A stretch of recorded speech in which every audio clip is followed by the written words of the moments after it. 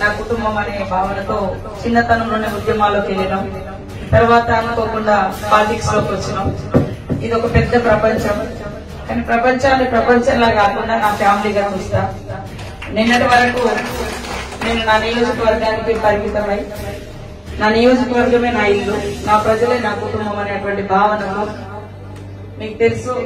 Corona కాలంలో గానీ లేదా చిన్నతనంలోనే జీవితాన్ని ఇవ్వడానికి సిద్ధపడి పనిచేసినటువంటి వాళ్ళం. అప్పుడు ఏ రూపంలో ఎక్కడో చనిపోయి ఉంటే ఎవరికి తెలిసేదాన్ని కాదు, కానీ ఇది నాకు సెకండ్ లైఫ్, బోనస్ లైఫ్ అనుకుంటా. ఇప్పుడు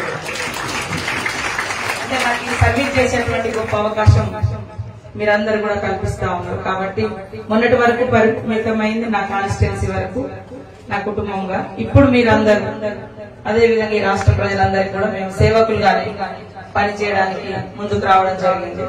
ఇది ఒక గొప్ప అవకాశంగా భావిస్తాను.